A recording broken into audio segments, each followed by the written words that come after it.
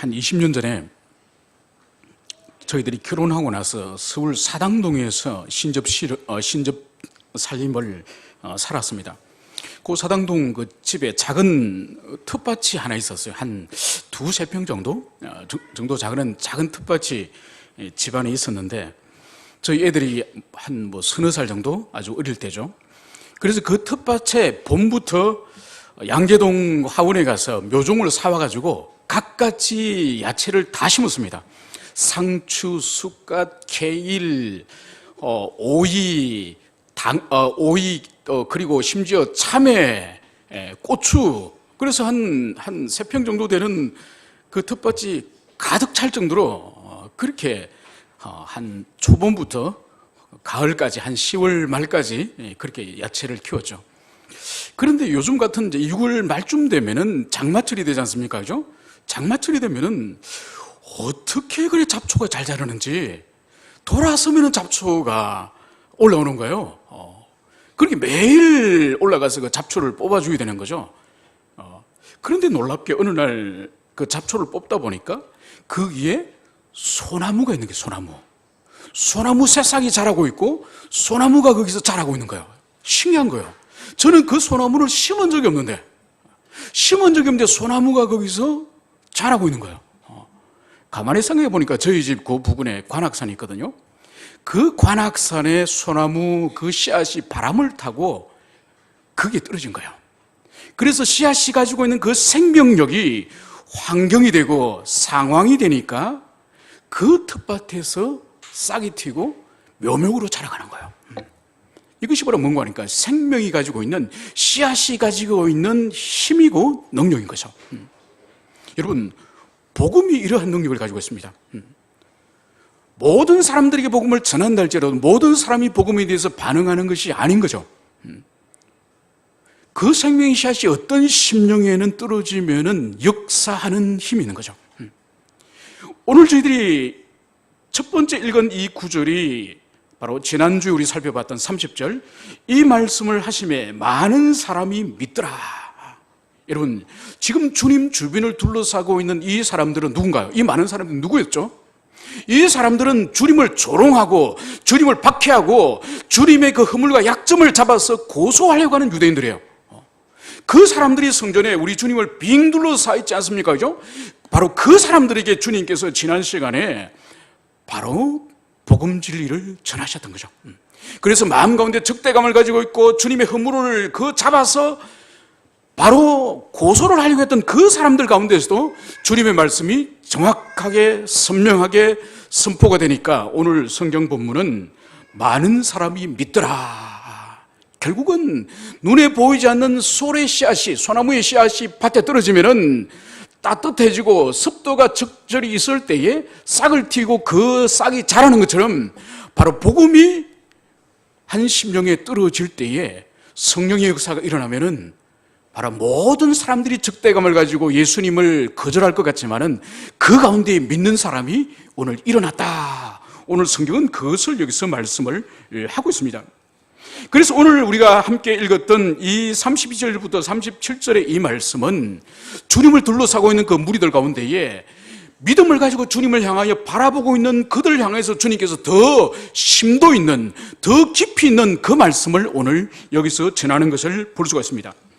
오늘 우리 주님께서는 오늘 31절에서 매우 중요한 말씀을 하시는데 바로 주님의 참된 제자는 어떤 사람이 주님의 참된 제자가 될 수 있느냐, 주님의 참된 제자가 되는 그 비결, 그것을 주님께서 오늘 여기서 말씀을 하고 있습니다. 바로 그것이 바로 뭐죠? 바로 너희가 내 말에 거할 때, 바로 너희가 내 말씀, 하나님의 말씀 안에 거할 때에 바로 참 제자가 된다. 이 말씀을 오늘 여기서 말씀을 하고 있습니다. 그럼 먼저 오늘 거한다는 의미가 뭔지 이것을 먼저 살펴보도록 하겠습니다. 그러니까 우리 성경에는 이게 거한다라고 하는 이 표현을 쓰고 있는데 사실 오늘날은 우리가 생활 용어로는 거한다는 표현을 안 씁니다. 그죠? 안 씁니다. 그래서 이 거한다라는 것을 다른 성경 버전에서는 어떻게 표현을 하고 있는지 제가 몇 버전을 찾아봤습니다. 리빙 바이블에서는 내가 너희에게 말한 대로 살면, 그러니까 리빙 바이블에서는 주님이 우리들에게 주신 말씀을 그것을 그대로 순종하며 사는 것을 말씀 안에 거한다, 이렇게 표현을 하고 있는 거예요. 그리고 영어 NIV 성경에서는 이렇게 번역을 합니다. 나의 교훈을 너희들이 붙잡고 고수하면, 그러니까 그 말씀을 잡았다가 버렸다가 잡았다 버렸다가 이렇게 하는 것이 아니라 그것을 계속 붙잡고 그것을 지키려고 고수하는 그것을 바로 말씀 안에 거하는 것이다, 이렇게 번역을 하고 있습니다. 그리고 New Life Testament에서는 어떻게 번역을 하고 있는 거니까 말씀을 지키고 복종하면, 그러니까 말씀에 거한다는 의미를 그 말씀을 지키고 그 말씀에 끊임없이 순종하고 복종하는 그것을 말씀에 거한다, 이렇게 번역을 하고 있는 거예요. 그렇다고 한다면은 오늘 이 말씀에 거한다는 의미는 바로 뭔가 하니까 끊임없이 주님의 그 말씀에 우리가 귀를 기울이고, 그리고 귀를 기울일 뿐만 아니라 그 말씀에 우리의 인격이 감안을 봐야 돼요. 듣기만 하고 귀에서 사라져버리는 것이 아니라 들어서 내 심령에 감안을 받아서, 그리고 삶으로 나아가는, 삶으로 순종하는 그것까지를 바로 우리가 말씀에 거한다 할 때 그런 의미인 것이죠. 그래서 시편 1편을 여러분들이 다윗의 시편 가운데에 그가 하나님의 말씀, 율법에 대해서 그가 어떻게 생각을 하고 있죠? 바로 여호와의 율법을 즐거워하여, 첫째는 즐거워하여 주야로 묵상하는도다. 여기서 두 가지 포인트예요. 먼저 율법 자체를 즐거워하는 거예요. 여러분 구약의 율법을 읽어보셔서 아시겠지만은 율법을 읽어보시면 어떻습니까? 즐겁습니까? 즐겁기 매우 힘듭니다. 여러분, 루트가 그가 종교개혁을 하게 된 결정적인 계기가 다른 것이 아니에요. 성경 진리를 바르게 깨닫는 그 힘이 그가 종교개혁을 일관되게 해나갈 수 있는 그런 능력이죠. 그 본질이 바로 뭔가 하니까 로마서 1장 17절이에요. 그러니까 하나님의 의에 대한 루트의 새로운 해석이에요. 그리고 그전에는 루트가 생각할 때 하나님의 의라고 하는 것은 율법에 합치되는 행동, 합치되는 삶, 그것이 의라고 생각한 거예요. 그리고 하나님의 율법을 주실 때에 그렇게 반드시 살아야 된다고 하는 그 삶에 있어서 행위로서 순종하는 그것이 하나님의 의라고 생각한 거죠. 그런데 그가 수도원에서 얼마나 하나님의 그 율법을 따라 살려고 얼마나 순종을 합니까? 그런데 살려고 하면 할수록 더 죄책감과 더 순종하지 못했던 그 영적인 무거움이 그를 짓누르는 거죠. 그래서 끊임없이 불안하고 두렵고 마음에 평화가 없는 그런 삶을 그가 수도원을 생활을 하면서 그렇게 살았습니다. 그러면서 그가 로마서 1장 17절에 나와 있는 그 하나님의 의가 바로 율법에 어찌하든지 간에 율법에 순종하려고 했다는 그것이 아니라는 것을 아는 거죠. 그것은 바로 뭔가 하니까 하나님의 의는 믿음으로 믿음이 이르는, 바로 믿음으로서 의에 이르는 그 칭의의 의라는 것을 바로 이 루트가 깨닫는 거죠. 그래서 그 관점으로 성경을 다시 보고 또 로마 카톨릭을 다시 보니까 로마 카톨릭은 완전히 진리와 상관없는 그런 괴물 같은 거대한 종교 집단이라는 것을 발견한 거죠. 그래서 그가 드디어 그 진리와 자기 양심을 따라서 종교개혁을 하지 않습니까? 그죠?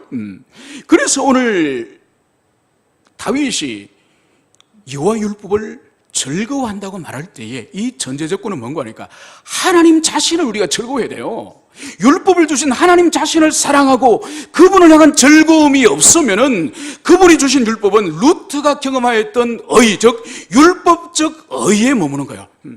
그래서 루트가 결국은 그 율법적인 의가 아니라 그 의를 그리스도 예수께서 십자가에 죽으시고 그분의 완전한 순종을 통하여 주님 자신이 의를 이루시기 때문에 믿는 자는 이제 주님의 의가 그대로 우리들에게 전가되어서 우리가 행위를 통해서 의를 이루는 것이 아니라 믿음을 통해서 예수님이 이루신 그 완전한 의가 우리에게 드리퍼짐으로 그 의를 이룬다는 것을 루트가 발견한 거죠.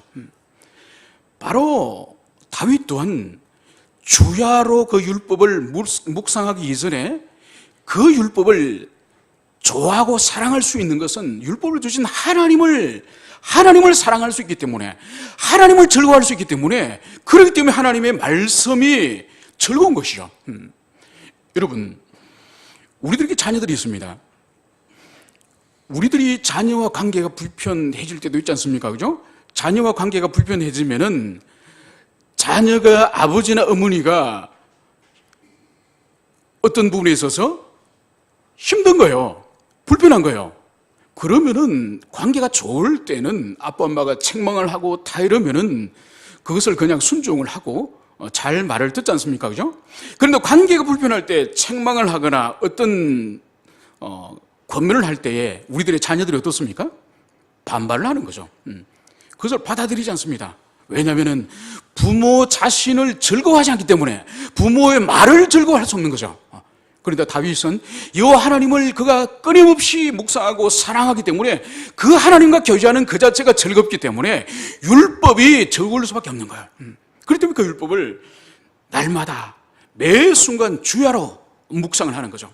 그래서 그 말씀이 다윗의 인생 가운데에 끊임없이 감화를 주고 영향을 줘가지고 그 하나님의 사람으로 살게 한 거죠.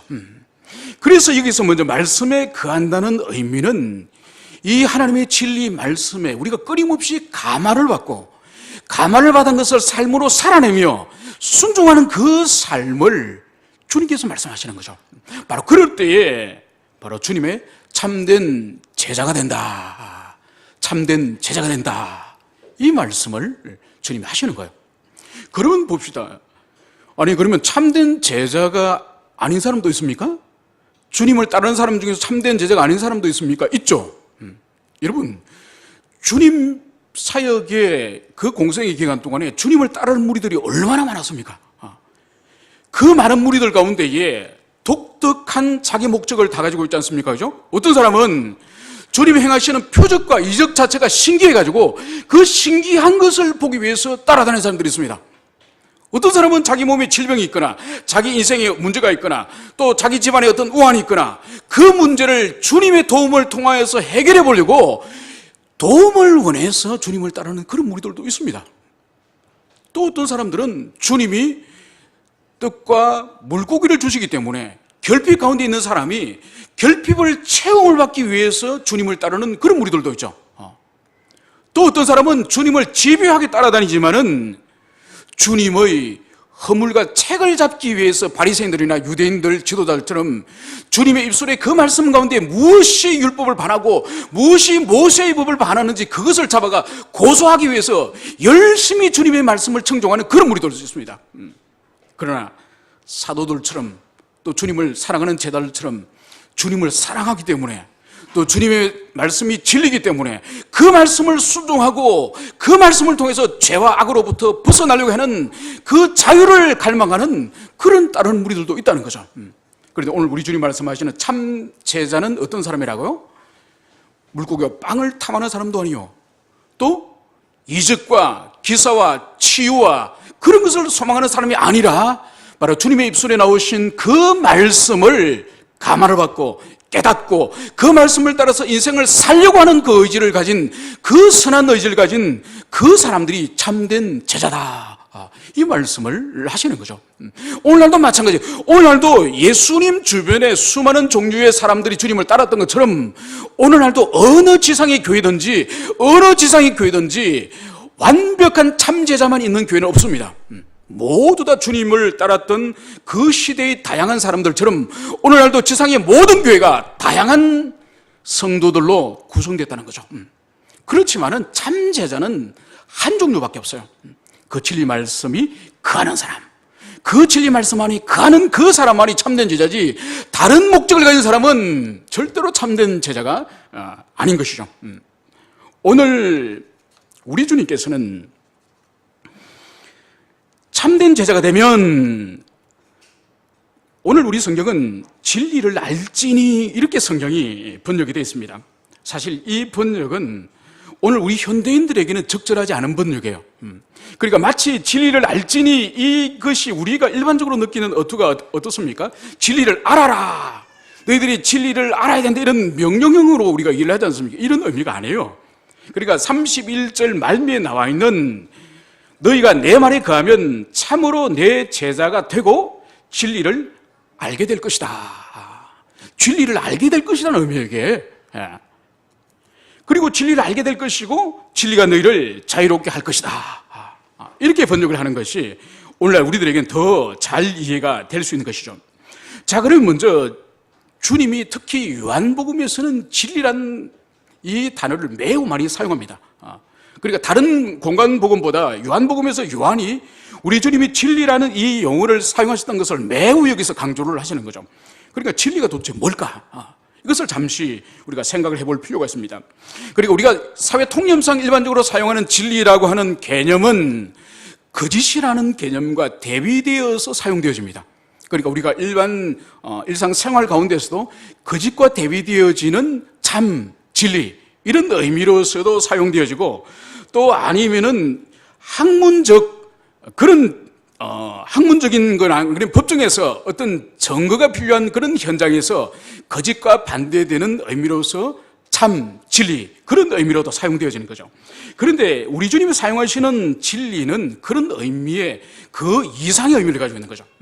첫 번째 의미가 뭔가 하니까 이 진리 자체는 우리 주님 자신을 지향하는 말씀이에요. 그래서 주님께서 내가 곧 길이요 진리니 나로 말미암지 않고는 아버지께로 갈 자가 없다 이렇게 말씀하실 때에 진리는 주님 자신을 지칭할 때도 사용이 되어지는 거죠. 그리고 구약의 이 다양한 구약의 성경 가운데서도 이 진리라는 이 표현은 바로 하나님의 본성, 하나님의 성품과 관련해서 이 진리라는 이 단어를 사용하는 거죠.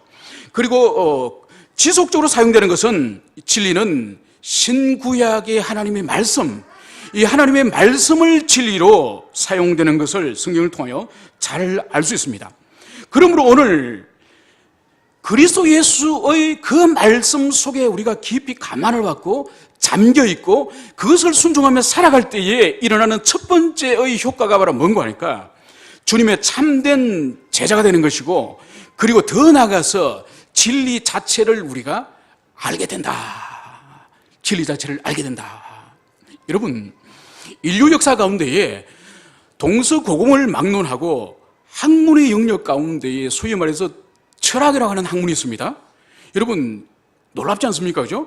동양에도 춘추시대 때, 그죠? 공자와 맹자가 있었던 그 춘추시대 때와 비슷한 시기가 유럽에서는 그리스 철학자들의 시대예요. 참 놀랍죠, 그죠? 그러니까 동양과 서양이 같은 시기에 우리가 철학을 탐구합시다 이렇게 말한 적이 없어요. 그런데 동양은 동양대로 철학이라는 사조와 학문이 일어났고 서양은 서양대로 그리스를 중심으로 하여 학문이 일어났습니다. 그죠? 그것이 2500년 동안, 오늘날까지 2500년 동안 동양의 철학은 그 춘추시대 때의 그 공자와 맹자를 유시로 한 그 사람들의 정신이 계속적으로 승계되어서 내려왔고 서양 철학도 사실 그리스 시대의 그 철학을 벗어나질 않습니다. 그런데 신기하게 동서양이 함께 교통한 적도 없는데 가장 본질적인 학문의 뿌리인 이 철학을 논하기 시작한 거죠. 이 철학에서 본질적인 탐구하는 것이 뭘까요? 바로 진리예요, 진리. 진리가 뭐냐? 그러니까 이 진리는 동서고금을 막론하고 어느 시대든지 진리가 무엇인지에 대해서는 동서양의 모든 인생들이 그것을 고민하고 찾으려고 했다는 것이죠. 여러분, 오늘 우리 주님의 말씀은 뭔가요? 진리는 철학자들의 그런 탐구를 통하여서 찾을 수 있습니까? 그게 아니라는 거예요. 바로 하나님의 그 말씀 안에 거하는 자에게, 거하는 그 자에게 진리를 주님께서 깨닫게 해주시겠다. 그것을 말씀하시는 거예요. 그러니까 우리는 다른 세상의 철학이나 다른 세상의 학문이나 다른 길을 찾을 필요가 없는 거예요. 이미 우리에게는 주님께서 진리 하나님의 말씀을 주셨기 때문에 그 말씀 속으로 우리는 들어가면 되는 것이지 여기저기를 뒤지면서 여기저기를 헤매면서 그렇게 방황을 할 필요가 없다는 것을 오늘 우리 주님께서 여기서 말씀을 하고 계시는 거죠. 오늘 주님의 그 말씀 안에 거할 때에 진리를 알게 될 것이다. 진리를 알게 될 것이다. 이 말씀을 하는 거예요. 그러니까 여기서 알게 될 것이다라고 하는 이 표현 또한 우리 한글 성경으로 볼 때는 알게 될 것이다, 이해하게 될 것이다, 깨닫게 될 것이다. 이 정도 수준이지만은 이때 주님이 사용하시는 이 알게 된다, 안다. 이건 이제 헬라어로 이제 기노스코라고 하는, 이 헬라어로 씁니다. 이것이 구약 히브리 성경에서는 이 기노스코를 어떻게 번역이 되는가 하니까 야다. 즉, 이 야다라고 하는 것은 남녀가 혼인을 하여서, 결혼을 하여서, 그래서 남녀가 함께 이제 육체적인 결합을 통해가지고 이제 부부가 되어서 이제 서로가 서로를 인격적으로 온전하게 서로를 아는 그 알을 말하는 거예요. 그러니까 책을 읽어가지고 어떤 지식을 머릿속에 이해를 해가지고 누가 질문을 해보면은 그것을 입으로 줄줄줄 말하는 그 알미 아니에요. 그 지식이 아니에요. 바로 남녀가 교제하여서 서로 사랑하여서 결혼하기로 합의하고 드디어 결혼식을 올리고 그래서 드디어 육체적으로 결합을 하고 한 집에서 먹고 마시고 함께 인격적인 모든 육체적인 영적인 결합이 이루어진 그 부부의 서로의 암, 그것이 오늘 주님께서 너희들이 진리를 알 것이다라고 말씀하실 때에 바로 우리가 말씀 속에 깊이 들어가 있어서 그 말씀이 끊임없이 감화를 받고 끊임없이 그 말씀으로부터 은혜를 누리고 있을 때에 바로 우리는 그 진리를 부부가 서로를 그렇게 인격적으로 깊이 알고 모든 것을 깊이 부부가 아는 것처럼 진리를 그렇게 알 것이다. 이 말씀을 여기서 하고 있는 거예요. 여러분, 그래서 이 진리의 이 경험은, 이 알은 체험적인 알미요. 그리고 인격적인 알미요. 체험적이고 인격적인 알미요. 여러분, 요즘은 그게 있는지 모르겠습니다. 옛날에 우리 그 직장을 다닐 때에 연말이 되면은 아마 동아일보사 같아요.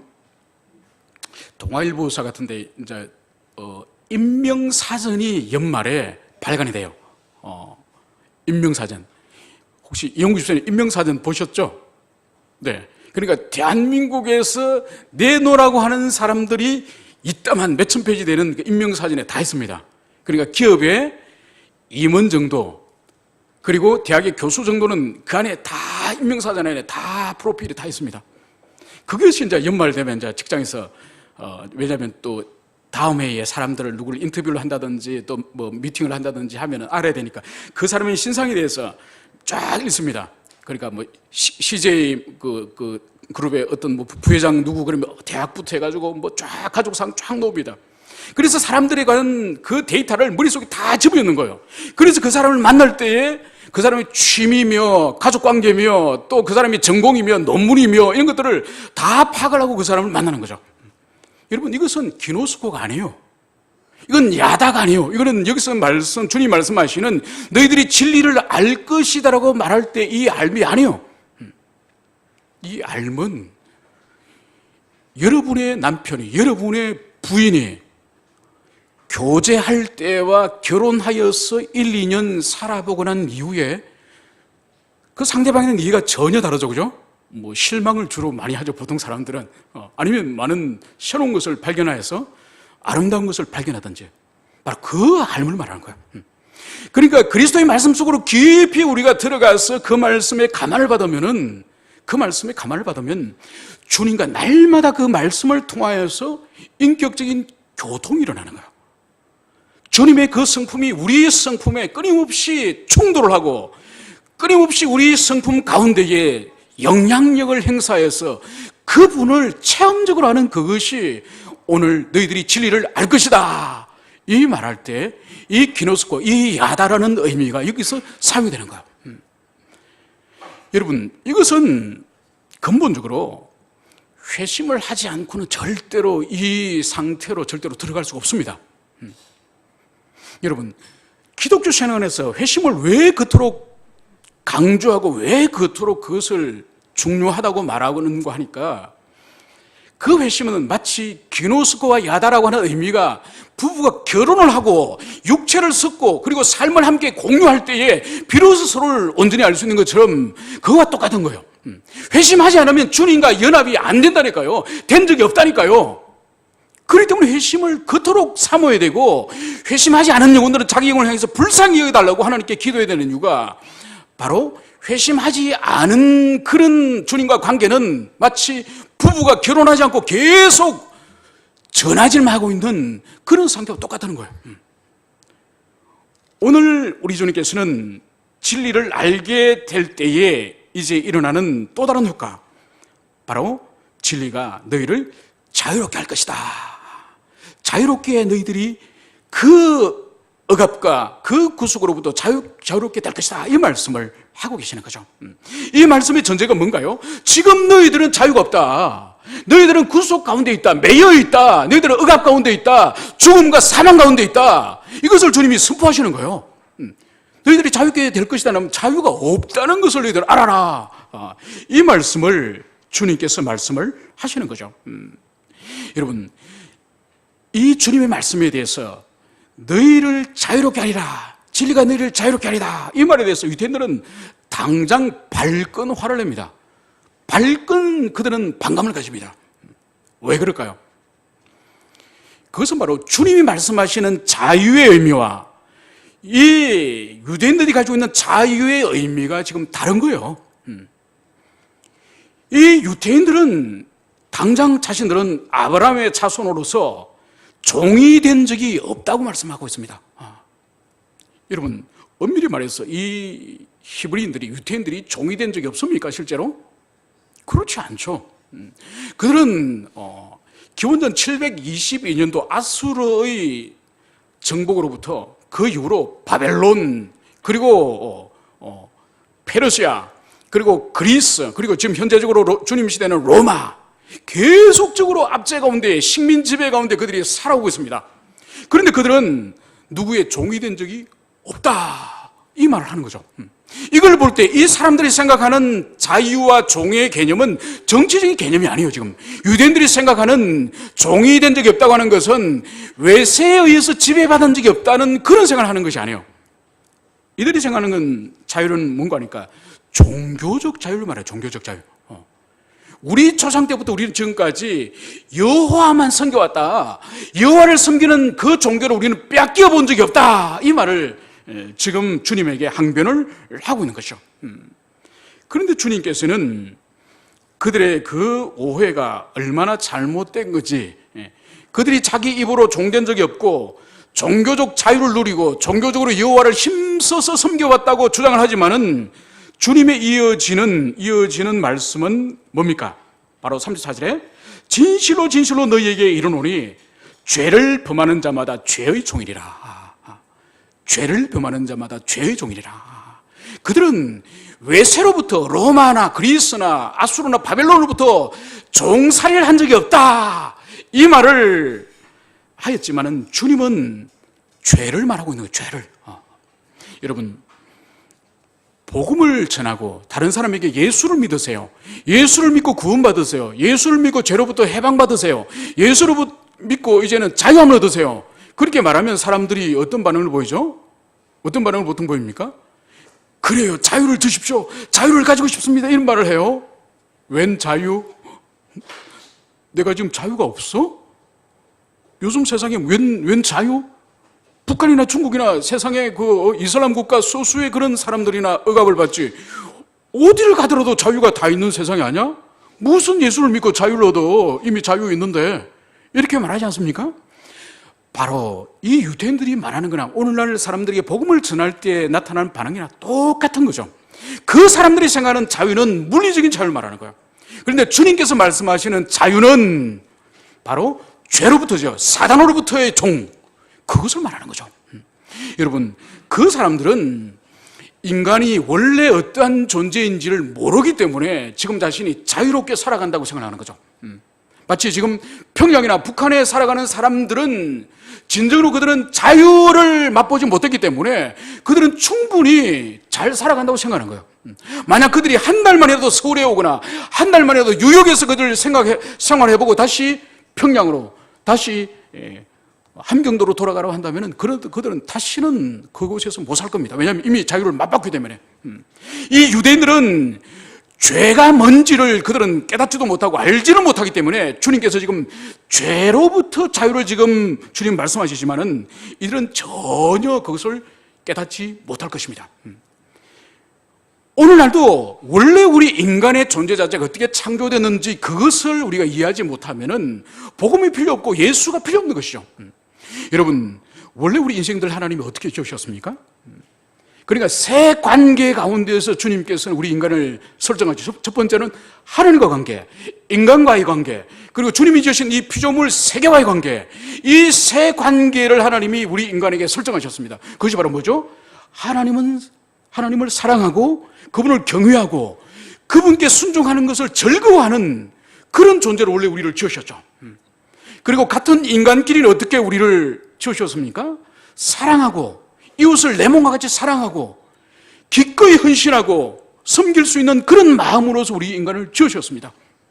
또 주님이 지으신 피조세계는 어떻게 주님께서 우리를 지으셨습니까? 그 피조세계를 하나님의 손길로서 하나님의 작품으로서 하나님이 지으신 세계이기 때문에 소중히 여기면서 잘 돌보고자 하는 그런 선량한 관리자의 심령을 하나님 우리 인간 가운데 주셨습니다. 이게 원래 우리 타락하기 이전에 원래 우리의 모습이에요. 그러니까 우리가 죄로부터 사망으로부터 종되기 이전의 모습이에요. 그런데 우리가 타락하여서 우리 인간의 모습이 어떻게 됐습니까? 하나님에 대해서 관심도 없는 사람도 있습니다. 심지어 하나님에 대해서 적대감을 가지고 주님을 향해서 그런 강한 악한 마음을 가지고 있는 사람들이 세상에 얼마나 많은지 몰라요. 이웃에 대해서는 어떤 생각을 가지고 있죠?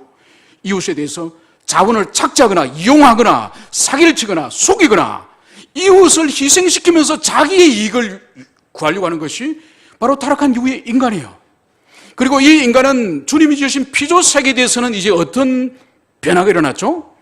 그 피조세계를 하나님의 마음으로 돌보고 그것을 가꾸기보다는 어떻게 하면 주님이 지으신 피조세계에 있는 것을 착취하고 빼앗아서 내 유익을 위해서 사용하고 파괴할까? 그것이 인간이에요. 그렇다고 한다면 처음 지으신 인간과 지금 타락한 인간의 차이가 얼마나 큰 차이가 있습니까? 그죠? 바로 여기서 우리가 종되었다는 의미예요. 원래 하나님께 매인 것이 아니라 사망과 죄에 매였기 때문에 주님과 이웃과 세계와 잘못된 왜곡된 그런 관계를 가지고 있는 것이죠. 주님은 그것으로부터의 자유를 여기서 말씀하시는 거예요. 그로부터의 자유. 그런데 이들은 전혀 주님의 영적인 그 말씀을 육적으로 여전히 해석을 하는 거죠. 우리가 지난 시간에도 살펴봤던 것처럼 주님의 말씀에 대해서 이들은 깨달을 수가 없습니다. 주님의 양이 아니기 때문에 주님의 음성을 듣고 주님의 음성을 따라서 갈 수가 없는 존재예요. 결국은 주님이 하시는 이 죄의 종에 대해서 이들이 깨닫지 못하고 있는 것이 분명합니다. 그러면서 우리 주님께서는 이 죄의 종에 대해서 더 말씀하시는 것이 35절에 종은 영혼이 집에 가지 못하되 아들은 영혼이 가나니. 바로 뭔가니까 이때 주님의 시대 이때에 종들이 많았지 않습니까? 그죠? 노예도 있었고 종도 있었죠? 여러분, 종과 노예는 어떻게 다르죠? 종과 노예는 어떻게 다릅니까? 그러니까 노예가 따로 있고 종이 따로 있습니다. 그죠? 여러분, 노예는 급료를 받을까요? 종은 급료를 받을까요? 급료를 받죠. 노예는 그 주인집을 떠날 수 있을까요? 못 떠납니다. 종은 떠날 수 있을까요? 떠납니다. 보통 종은 이렇게 되는 거예요. 부채가 어떤 집에 1억이 있는데 갚다가 2천만 원밖에 못 갚았어. 8천만 원 이제 돈이 없어서 더 이상 갚을 길이 없는 거예요. 그때 마지막 남은 선택이 뭐죠? 몸으로 때우는 거죠. 그래서 채권자하고 8천만 원이 부채가 있으니 3년이래라. 우리 집에 3년 8천만 원의 대가가 3년이다. 그래서 3년 동안 그 집에 종이 되는 거예요, 종이. 그리고 그 채무 변제가 모두 끝나면은 자유하여 갈 수 있는 거예요. 물론 중간에 해고될 수도 있죠. 주님께서 여기서 말씀하는 아들과 종의 비유는 뭔가 하니까 아들은 항상 아들이에요. 항상 그 아버지 집의 아들이기 때문에 그 집에 살 수 있고 머물 수 있고 재산을 아버지가 돌아가시면 물려받을 수 있고 모든 특권과 모든 권리를 이 아들은 그 신분을 잃지 않는 이상은 그 자격을 계속 가집니다. 그래서 종은 어떻죠? 근무 시간 끝나면은 그러니까 계약 기간 끝나면은 끝납니다. 아니면 또 중간에 종으로서 잘못이 있을 경우에 또 계약을 해제해버리면은 해고되면은 또 그 집을 떠나야 됩니다. 그러니까 종과 아들을 주님께서 여기서 대비하는 거죠. 그리고 아들에는 영원한 그런 권리와 영원한 상속권이 있지만은 종에게는 그게 없다는 거죠. 그걸 주님께서는 여기서 말씀을 하고 있는 것입니다. 그러므로 죄를 범하는 자마다 죄의 종이라. 여러분, 아담 이후로 로마서는 의인은 없나니 모든 사람들이 다 하나님을 떠났다고 성경은 말씀을 하고 있습니다. 왜 하나님 떠났죠? 죄를 지었으니까. 오늘 예수님의 말씀이 바로 뭐자고? 죄를 지은 자는 죄의 종이 된다는 거예요. 죄의 종. 여러분, 종의 의미가 뭐죠? 그 신분이 절대적으로 주인에게 예속된 거예요.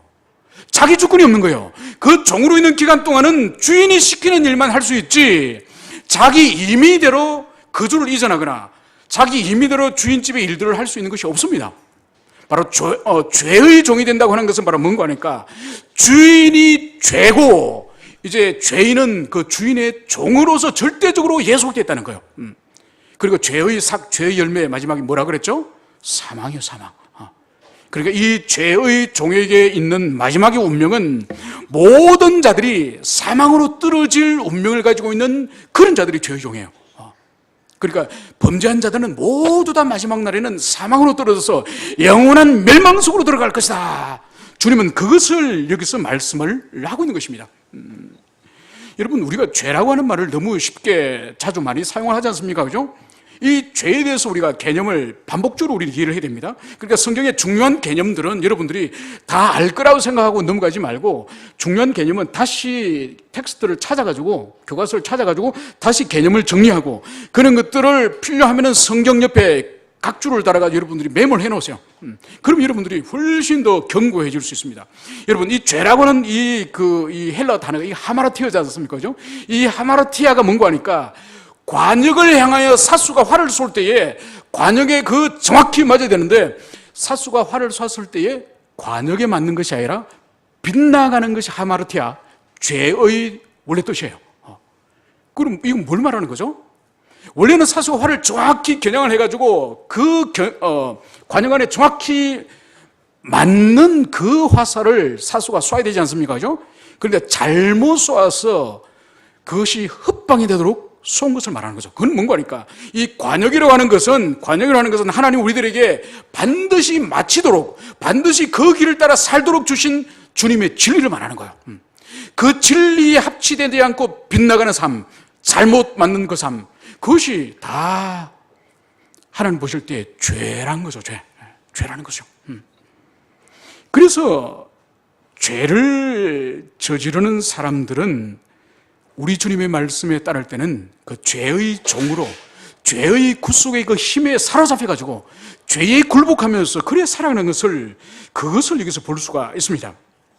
오늘 우리 주님의 이 말씀에 대해서 이제 우리 주님께서는 이들이 자신들은 종이 된 적이 없고, 자신들은 얽매인 적이 없고, 노예가 된 적이 없고, 옛속이 된 적이 없다고 하는 이들의 말에 대해서 우리 주님은 공감을 해줍니다.